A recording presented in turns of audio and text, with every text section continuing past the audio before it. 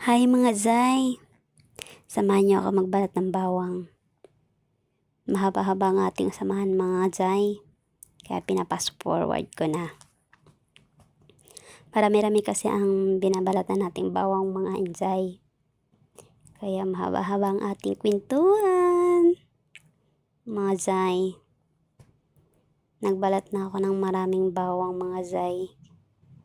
Para hindi na tayo magawa ng bawang tuwing magluto ng ulam mga Zay.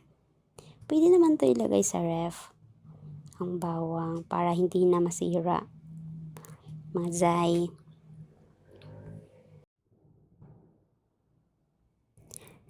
Gumawa na lang ako ng voice over. Marami pa ako sinasabi dito pero pina-voice over ko naman pa.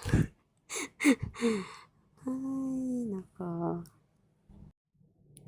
Pasensyahan nyo na yung mukha ko. Matitigas kasi pinabalatan kong bawang.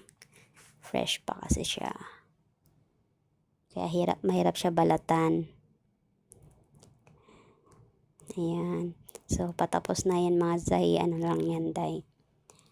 I-blender para okay na siya. Pagkatapos niyan, ilalagay din yan sa Tupperware na parang ano. Ayan na, patapos na mga Zay. Ayan, tinanggal na. Tapos ilipat yan sa, ayan o, yung kulay red.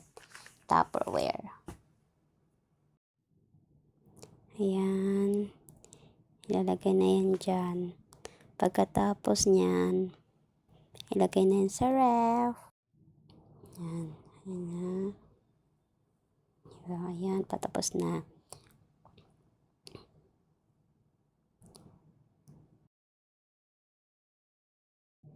Ayan na siya, tapos na siya mga Zay. Ayan. Sinimot ko lang yan para di sayang yung gawa natin.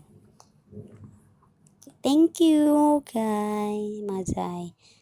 At huwag niyo po din kalimutan mag-like at mag-share at subscribe. Salamat po, mga Zay. Good night, everyone. Bye-bye.